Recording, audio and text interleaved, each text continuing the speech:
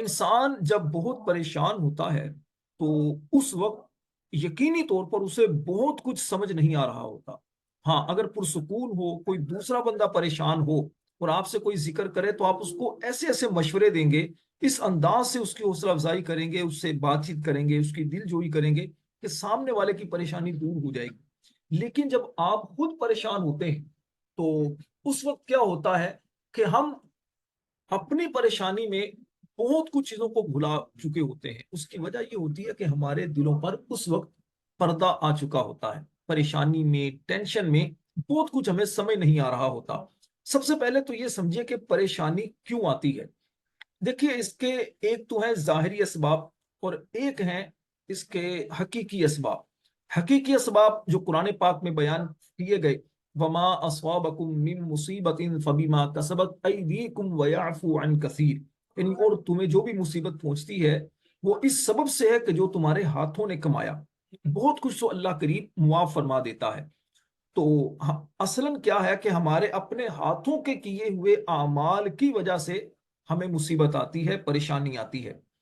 دوسری بات، جب آپ کسی دوسرے کو پریشان کرتے ہیں، آپ سے کسی دوسرے کو دکھ پہنچتا ہے، تکلیف پہنچتی ہے، تو اس کا اثر پھر آپ کی طرف بھی آتا ہے۔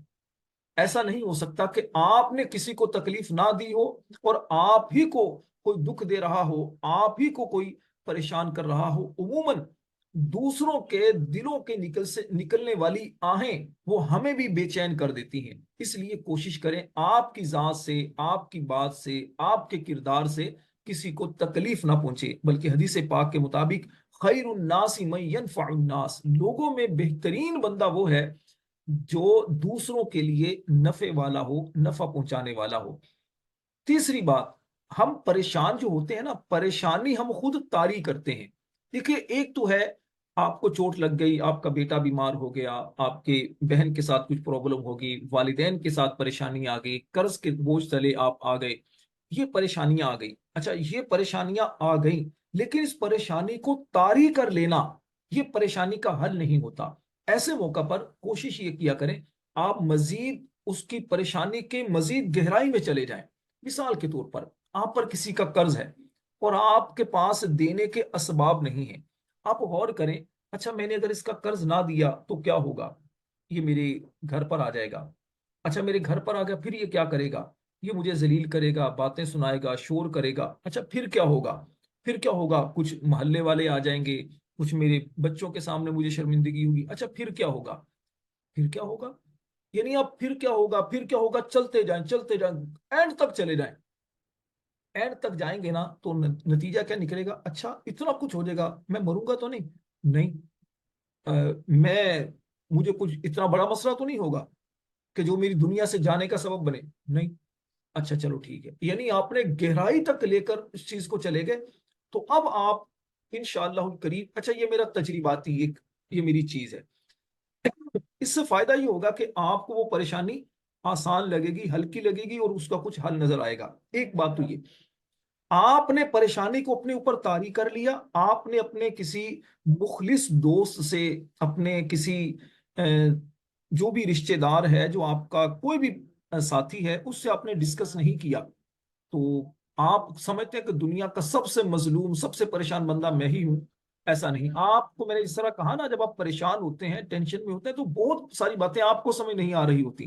آپ کسی ایسے بندے سے ڈسکس کریں جو ریلیکس ہو۔ جب آپ اس سے ڈسکس کریں گے، وہ آپ کے سامنے انشاءاللہ بہت ساری چیزیں رکھے گا۔ تیسری چیز جو میرا اپنا تجرباتی ایک عمل ہے، آپ رب کی بارگاہ میں تنہائی کے اندر جائے نماز بچھا کر رونا شروع کر دیں۔ اتنا روئیں، اتنا روئیں کہ دل کا غبار آنکھوں کے ذریعے آنسوؤں کی صورت میں سارا بہہ جائے، دل پرسکون ہوگا۔ مسکرا کر باہر نکلیے، اللہ سے رو رو کر باتیں کیجئے، اور یہ باتیں آپ کی زبان سے نہیں، آپ کے دل سے ہونی چاہیے۔ انشاءاللہ آپ خود دیکھیں گے پریشانی ایسی بالکل ہوا بن کر اڑ جائے گی۔ یہ وہ چیزیں ہیں جو میں نے خود پریکٹیکلی طور پر اس کو اپنایا ہے، الحمدللہ میں دلی طور پر بڑا اس سے پرسکون ہوتا ہوں۔ تیسری چیز، قرآن پاک کی اس آیت کو ہمیشہ یاد رکھیں جب بھی پریشانی ہو، تنگ دستی ہو، ٹینشن میں ہو، ان مع العسر یسرا، بے شک ہر تنگی کے بعد آسانی ہے، ہر تنگی کے ساتھ آسانی ہے۔ टेंशन, परेशानी, मुसीबत कुछ भी है हमेशा नहीं रहती। एक वक्त होता है, एक पीरियड होता है, उसके बाद फिर क्या होता है कि वो परेशानी खत्म हो जाती है। एक और अहम बात, देखिए परेशान होंगे ना तो आपको दूसरे की परेशानी का एहसास होगा। अगर आपको परेशानियां नहीं आएंगी, अगर आपका दिल बेचैन नहीं होगा, तो आपको बेचैन दिलों के का चैन बनने का हुनर नहीं आएगा। भूखे को भूख का एहसास होता है, जिसका पेट भरा हो ना वो लेक्चर तो दे सकता है लेकिन उसे भूख का एहसास नहीं हो सकता। तो इसलिए इस चीज को भी पेश नजर रखिए। तीसरी एक और वजह, आप परेशान क्यों होते हैं? देखिए अल्लाह बंदे को परेशान इसलिए भी करता है कि बंदा परेशान होगा तो इसके अंदर मजबूती आएगी, बंदे के अंदर मजबूती आएगी।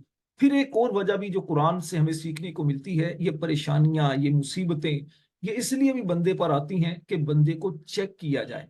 ठीक है ना? अगर आपने देखा हो, कुम्हार जो होते हैं ना, ये मिट्टी का बर्तन बनाते हैं, मटका बनाते हैं या इस तरह की कोई चीजें बनाते हैं ना, तो उसके बाद वो बहुत कच्चा सा होता है, उसे पानी गिराए वो टूट जाता है। तो फिर ये लोग क्या करते हैं, उस कच्चे बर्तन को, मिट्टी के बने हुए बर्तन को ये भट्टी में डालते हैं आग की भट्टी में जाकर वो फिर पकता है, लाल हो जाता है। लाल होने के बाद वही मटका है, अब उसमें पानी डालते हैं तो वो उस पानी को ठंडा कर देता है। हो सकता है आपने बचपन में मटकों में पानी पिया हो, मैंने तो देखा है, पिया भी है पानी, हमारे घर में भी मटका होता था, कूलर वगैरह का तो तस्वुर नहीं होता था जिस वक्त एक दौर ऐसा गुजरा है।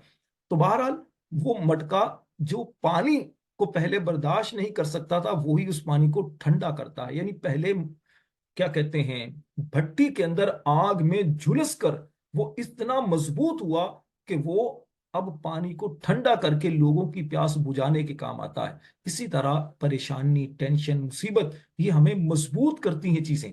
वो बड़ा खूबसूरत एक शेर जो मैं कई मर्तबा सुनाता भी हूं और मुझे बड़ा इससे हौसला मिलता है। बख्शा है ठोकरों ने संभलने का हौसला, हर हादसा ख्याल को गहराई दे गया। हादसे, परेशानियां, टेंशन, ये हमें मजबूत करने के लिए आती हैं, इनसे सबक लिया करें। कुछ देर के लिए है, वक्त गुजर जाता है, लोगों की पहचान करवा जाता है, बहुत सारे चेहरों से भूल खत्म करके उनके असली चेहरे हमें दिखा जाता है। इन बातों को याद रखें, अमल करें। अपने भाई राशिद नूर मदनी को दुआओं में याद रखें। अल्लाह ताला हम सबको अपनी हिफाजत में रखे। आमीन बिजाहिन नबी नबी।